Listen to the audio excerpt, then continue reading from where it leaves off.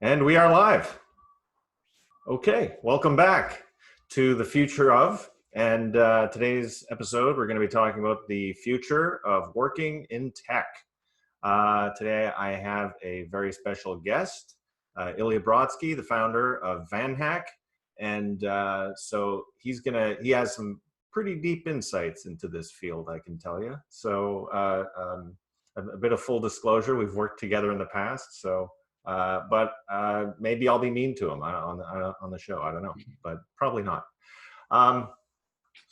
Okay, so the future of working in tech. Before we get into this discussion, for those who don't know you, Ilya, what's your origin story? How do you have any expertise in this at all? Yeah, sure. Thanks for having me, Jonathan. Excited to be here. So yeah, my kind of journey in the tech world started in 2012. I was working at a mining company in St. John's, Newfoundland, doing something I didn't really enjoy. And I kept reading all these stories about people, in the tech space, launching new startups and all these things, exciting things happening, wanted to be part of it. So I quit my job and moved to Brazil, where I had lived previously, to join a nonprofit tech startup that did market research in the slums. Worked there for about 6 months and was looking for something that had a little bit more excitement to it because, basically I needed something to pay my bills, and was able to connect with a startup accelerator program in Brazil and Rio called 21212, which connected American investors in Brazilian startups, kind of like the YC of Brazil, and kind of went headfirst into the tech world, started learning all about coding and software development, as well as lean startup methodology, and been working, so I guess for the last 8 years now in the tech space. And VanHack, your baby, has grown up as, it's been growing by leaps and bounds. If I'm not mistaken, you have the largest list of senior developers, computer engineers, and such roles available on your recruitment list at VanHack, where tech companies can recruit from. And so you've got just the biggest pool in the world. It's how many people are on it now? Well, there's 130,000 there, but I wouldn't say we're quite yet the biggest yet. There's a few other angel lists and a few other large communities out there as well. But we do. So after just a little context. So after living in Brazil for 4 years and doing a couple ed tech startups, I moved back to Canada and started getting messages and kind of questions from a lot of developers that I met in Brazil, who were curious about relocation to Canada, specifically to Vancouver, hence VanHack, Vancouver for Hackers. Now we talk about how it's just a van that brings hackers to new countries or new cities virtually.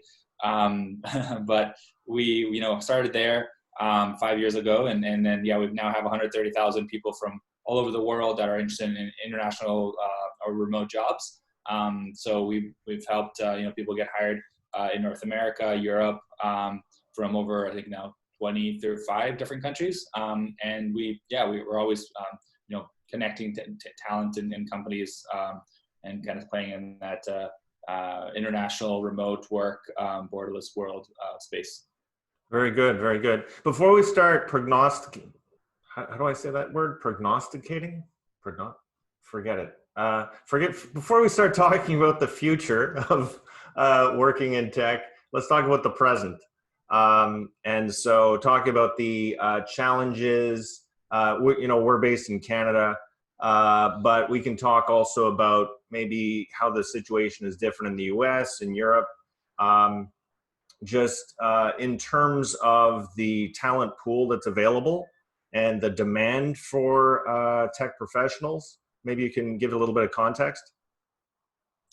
Well, yeah, definitely. So right now, and I think, for the last few years, there's been a huge growth in demand for software talent, since every company is becoming a tech company, the famous Mark Andreessen quote of software eating the world. So you're seeing tons of companies raise money and need to build products, as well as larger corporates kind of going through digital transformations. And, everyone's living in front of a screen these days, it feels like. So you're just trying to create as good a software as possible for companies to use. And if they don't have a good web presence or a mobile presence, etc., then they're going to lose revenue. And so it's very, very business critical. In Canada, for example, we have, I think the latest stat was 230,000 open dev jobs. The US, it's well over 1 million. So there's a huge demand for this, especially on the senior side of things. We're seeing the same thing in Europe, places like Germany and the UK. So we feel like there's also a lot of really good talent in kind of hidden places where you wouldn't think, like in Africa and Asia, South America. So we're trying to connect those kind of ecosystems and make things, help companies not have to worry about talent as one of their main kind of barriers to growth. Right.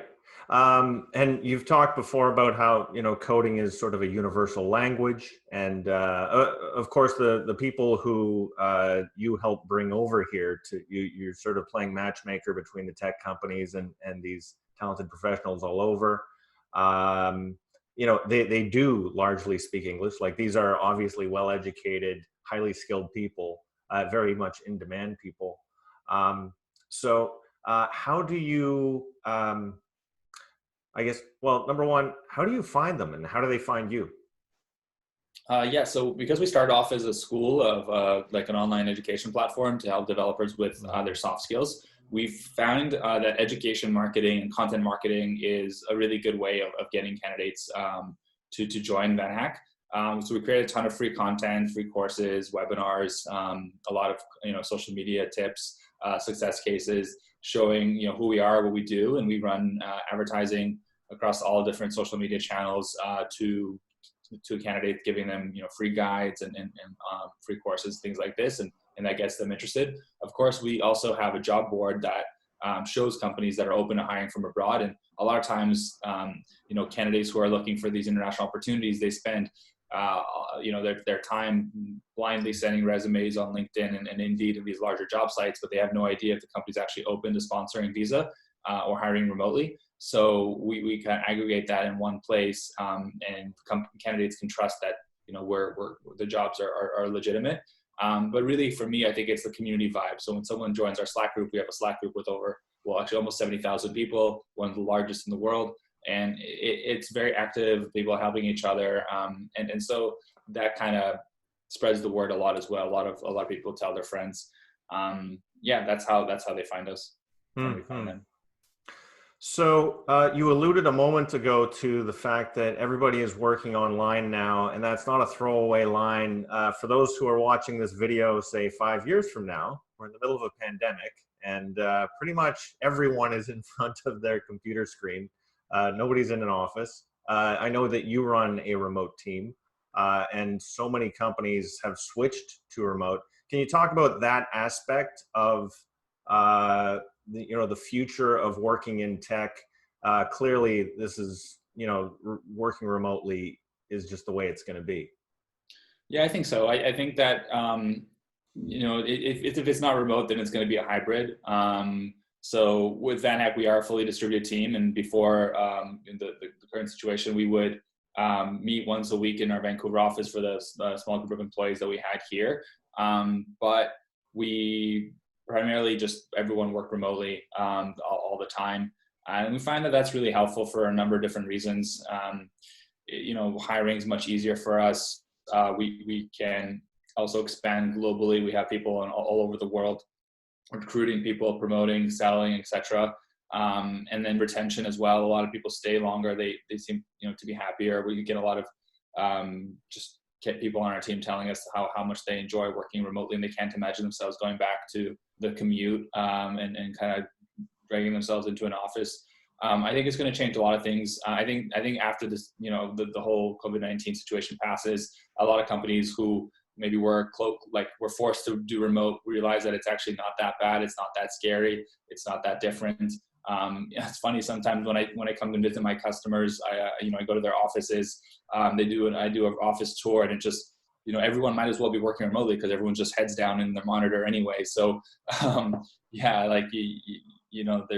there's not that much difference, and with tools like Zoom and others, it feels like we're in the same same location when we're doing calls. So yeah, I think that it's a trend that was happening, and now it's just been accelerated a lot. And if people do want to still get together, they'll probably have maybe like a WeWork office or like a co-working space that they can go visit every once in a while, do a team retreat, etc. But it just makes so much more sense, like why waste an hour a day or however long going back and forth, just to an office just to sit in front of your screen for 7.5 hours and maybe have a half hour in-person face-to-face meeting. Doesn't make sense to me. So yeah, it's just going to get better too. Like all the tools that are being launched right now to facilitate remote work, like document collaboration, better conferencing, understanding and doing kind of weekly feedback and check in with people. All those things are just getting better. So yeah, I think it's a trend that's here to stay. And almost like if you're not remote, then you're behind and uncompetitive. That's really interesting. It has been a huge change because I remember, back in my reporter days for BetaKit, I covered a talk. It was a panel with a number of Vancouver-based companies that had actually made the move to Silicon Valley. And a few of the leaders who were talking there mentioned the challenge of maintaining culture across a growing organization that's scaling up, and it's difficult to do over remote. But that was just a few years ago, and I think the tools and the processes you've put in place are a pretty good model for a lot of companies. Yeah, I mean, I think culture is one of those things. Like, what is that? How do you measure it, et cetera? It's such one of those very vague terms that I know is very important, and we take it very seriously, and we do a lot of things around it, which I'll talk about. But I believe you can. I don't know. I feel more connected, and maybe it's because I've just been in my home for the last 6 weeks, but I feel more connected to people who I've never met before in my life than I have with some of my old friends that I've grown up, because and people that I work with. I have people on my team that I talk with every day. We've never met physically in person, but I feel like I know them very well. And I feel like these days you meet more people online than you meet offline. Like, I don't know, maybe it's because I'm not 16 in high school and meeting a bunch of kids in school anymore, but it's most working professionals, I think, probably meet more people virtually first than they do physically. So I think it's just the way the world is going, and there's a lot of things to be done to maintain culture. A lot of rituals you can put in place. For example, we say good morning every morning on our Slack channel, and it's really nice because you don't just say good morning to the people who happen to be in the vicinity you are when you walk into the office. You say good morning to the entire company. And then when anytime we have happy hours, team happy hours every 2 weeks. It's not the same as everyone being in the same space, but I think just having that diversity of talent, that's you're able to have people from everywhere, and that totally makes up for just not having everyone in the same room. I don't know. I can't imagine waking up every morning, going to an office, doing the same thing every day over and over and over again, being stuck in traffic, all those things. They're just it's not fun, and it's a downer for your mood. So yeah. Well, I totally know what you mean, and it's funny. I think that I haven't looked into research on this or anything, but I suspect the human brain has trouble differentiating from a face they see in real life and a face they see on the screen in terms of the joy it brings to your brain, because generally we're social animals, and I know that if I do a couple of Zoom meetings, I've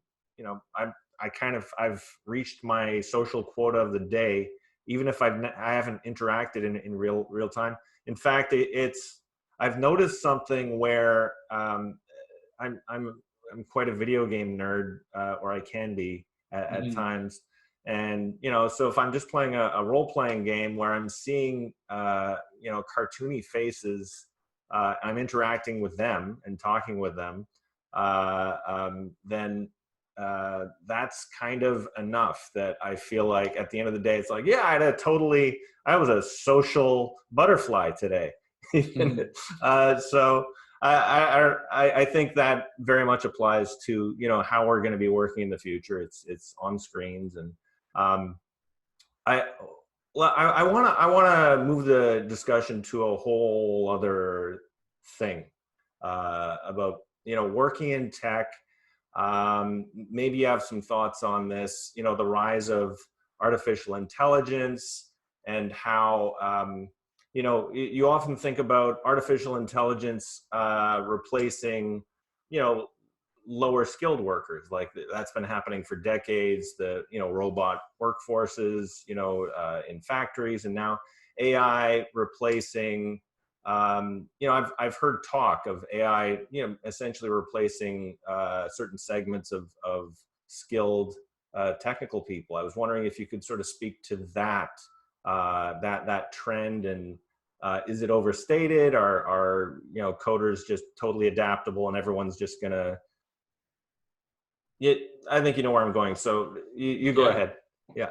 Yeah, definitely. I mean, I think in the long run, all jobs will kind of like on a long enough time horizon, all jobs will be replaced. Like if you look at the jobs that were available, let's say 1,000 years ago, I don't think many of those are still around, other than doctors and things like that.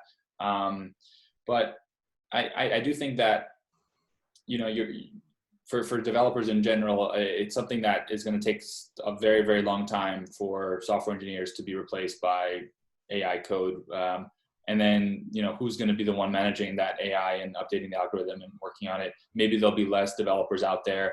I think it'd be really great to get to a point where in our economy or in our society where, we as humans don't have to do as much work, but we've made things so optimized and kind of built and done for us that either robots or software will just do most of the heavy lifting, and we can kind of chill out and enjoy our lives. And yeah, I mean, it is scary. There's a lot of talk about UBI and things like that right now in the US. There's a lot of jobs like truck drivers and kind of retail clerks that will be displaced. But I think that's a real problem. But I do think for tech talent, there's a huge demand for them, and it's going to take a long time for code to be able to write itself. And all the complexities of understanding what the user wants and things like that will also be very difficult to replace. Like I just don't see that happening for quite a while. So yeah, I'm pretty optimistic about it. Yeah, well, I think you would be. I'm a little less optimistic, actually. Or I don't know if I'm less optimistic. I see. I foresee the hard regulations of government and bureaucracy getting involved in a way that I don't know if this AI revolution is gonna happen in the way we think it is, and so let me set the table a little bit, and then you can respond. So I was in China a few years back, and I stayed in a hotel in Shanghai, and there was a greeter at the top of the elevator, and there was a greeter at the bottom of the elevator, and there were so many people in this hotel doing clearly redundant jobs. And but it was an international hotel, and the government stipulated that you had to have a certain number of employees in order to just do business. And so I don't see Americans or North Americans as that different in the sense that the people in charge, whether it's the people in charge at the top of the economy, or government bureaucrats, or even elected officials, they will look at something like, if we could put 4 million or 14 million, I can't remember how many truck drivers there are in the US, there's definitely a 4 in there. If we could put them, put them out of work and in theory, reassign them to other work, but really they're unemployed. Yeah. Then it's a disaster. So how do they deal with that? No, I think yeah. So for those kind of jobs, it's going to be a problem. I think that's where something like UBI may be needed. I don't know. It's hard to say 100% because I don't think there's too much data about how it actually works.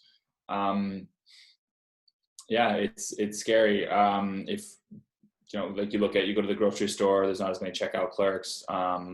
Amazon is just eating up all the all the retail stores, and now it's just robots working in the factories there in the warehouses. Yeah, you're absolutely right. It's a problem. I'm not sure what the solution is. It's hard to reskill people, especially if if they're older.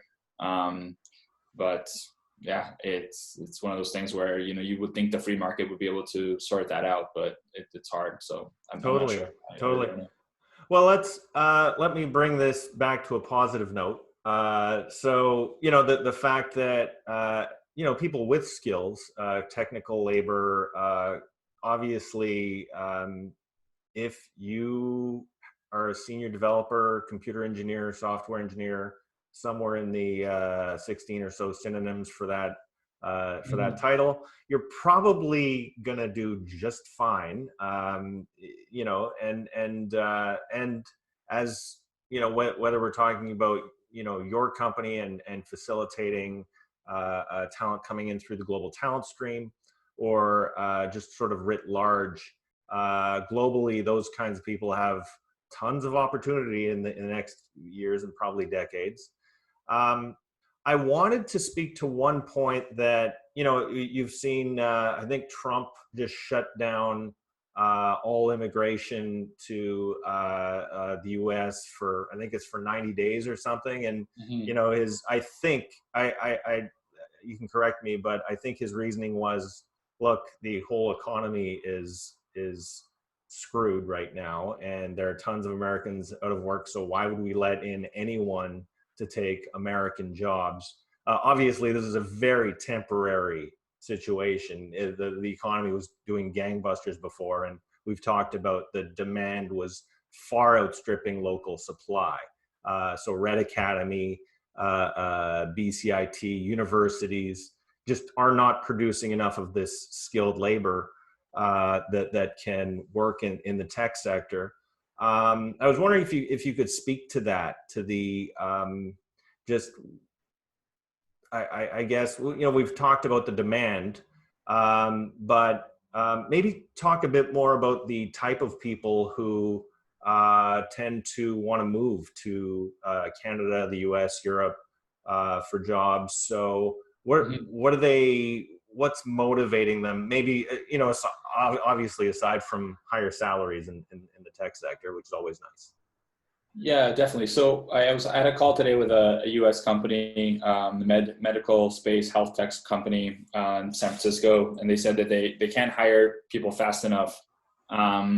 So there's clearly a lack of developers there. Um, Even though there's a lot of people who are laid off, 30 million was the latest number, which is of course a tragedy.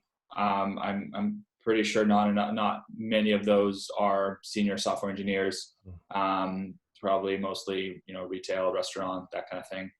Um, so by blocking immigration, I'm guessing it's a good you know uh, political move to kind of show the base America first, etc. But America and Canada is an immigrant country built on immigrants. I believe until 1912, anyone from anywhere in the world could move to the U.S. There was no visa policy. Just you have a policy, you want to move here, great, you're welcome. And that's what made the U.S. such a great country, is that foundation.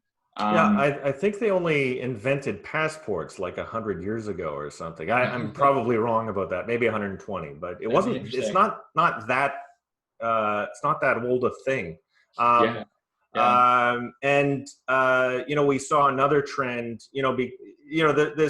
There's been a longer term trend actually of even under Obama and previous administrations of cracking down on and making it harder even for tech talent to get into the U.S. And we've seen the rise of Amazon and Microsoft and all these other companies moving up north.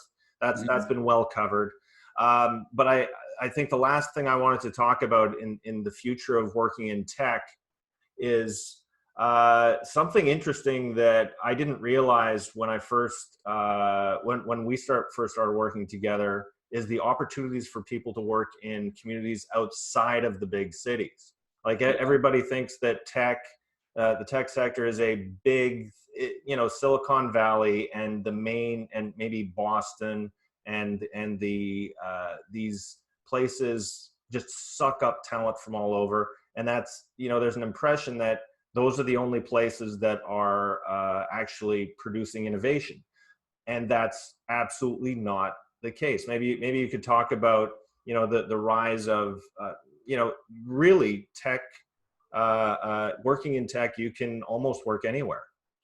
Yeah, and that's the beautiful thing about remote work as well, is that, if you have a family, you don't want to live right downtown. You can live 2-3 hours away from any large city, be able to come into the city anytime you want on the weekend or something like that, but still have much better, real estate costs and safer, less traffic, etc.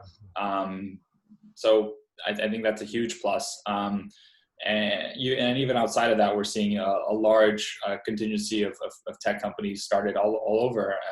It's a great thing. Like, you don't need to, it doesn't rely on any natural resources other than human knowledge. You don't have to be close to a gold mine or a oil pit or something like that. Totally. Yeah, it's great. Yeah, well, just to interject, like some of the names of places, like Winnipeg, my hometown. Yeah. Saskatoon. City. Yeah, all over flyover country, and actually that's kind of mean to call it flyover country, but that's, I guess, in the Midwest in the U.S., small towns, you can have a very good quality of life in these towns. You can be where you want to be.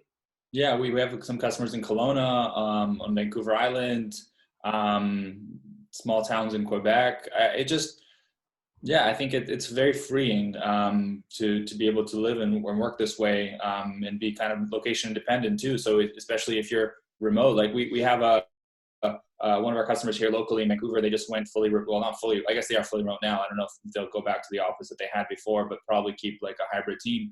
And one of the candidates we helped them hire a few years ago, she now moved to Calgary, to another city from Vancouver to Calgary, and she's doing great. Like she's a manager there now, and living in Calgary, and great. That's great for her now. And then the company as well, they didn't lose the candidate. Like, they're one of the key people on their team, because she wanted to move to Calgary. She didn't have to quit and find another job, and they would have lost a key team member. So I think, like, again, for retention, it's really good. There's just all these benefits. Of course, there's risks and downsides, but it's just so much better. And I think right now, the main thing that I'm seeing, and the kind of cool thing, is that you can have both remote plus relocation, where if you have someone who's working on your team and you want to hire them from around somewhere else in the world, you can bring them to your country and help them with that, and they're are more grateful and loyal to you because of it. Plus, they can keep working remotely, so they have that flexibility still. And now they'll be closer to you if you want to meet every once in a while in person. Of course, after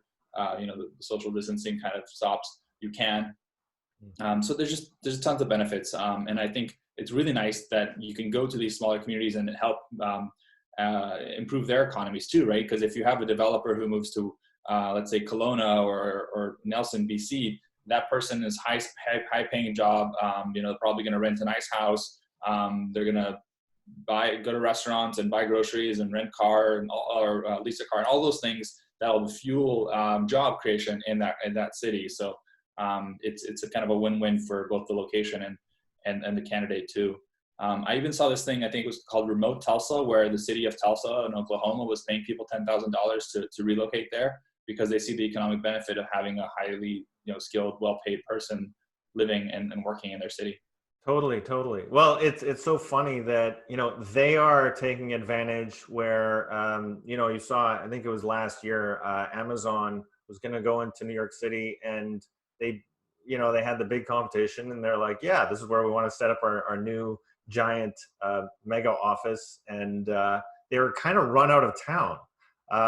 And so I'm glad to see that other communities are picking up the slack there, and being welcoming to tech. So I think, Ilya, you've been very, very generous with your time. I know you're a busy guy. We're gonna cut this off pretty soon, but I just wanted your final thought on when it comes to the future of working in tech. What is a trend that you're seeing, good, bad, or indifferent, that maybe not enough people are talking about? Good question. One trend that I'm seeing is a no code movement that's happening. Some companies out of Silicon Valley and other places are making it really easy to build high quality products without knowing how to code. So kind of like the next step after WordPress. I think Bubble and Webflow are the two ones that come to mind. I'm sure there's many others. And that's actually really cool. And I think it's allowing a lot of people to launch, maintain, create amazing looking websites that otherwise wouldn't have. So it's a movement I'm keeping my eye on, because I think it'll allow more entrepreneurship, more people to start companies and kind of create impact in the world. So it's pretty cool. And also I think that a lot of people think that to work in tech, you have to be technical. And I completely disagree with that. So I think that people can, work in software for tech companies and in a variety of different ways. I think like both you and I are examples of that. So yeah, those are the kind of two things I would say. That's so funny that you bring that up. I've been working in the tech sector for so long, and I'm almost a technophobe. Like I'm such a late adopter to most things. So, but fortunately, I have people who pull me kicking and screaming into whatever innovative thing that's happening. So thanks very much, Ilya. It's always a blast chatting with you, and it's been too long, and I really enjoyed catching up with you. So I just wanted to ask you if someone wanted to learn more about VanHack or learn more about you, where would they find you? Yeah, so vanhack.com, sign up there. You'll get an email from me welcoming you to the platform. If you're looking to hire great developers, or if you're a candidate who wants to get a new job. And then on LinkedIn, I'm pretty active there. If you want to add me, I'm the only person with my name. So, or you can just search ILYA VanHack, VanHack, or my last name, BROTZKY. But yeah, I'm pretty easy to reach. Ilya@vanhack.com as well as my email. Perfect. Well, it's been a real pleasure talking with you again, Ilya. And you have a great day. Thanks for listening to The Future of. Yeah. See you next time. Cheers.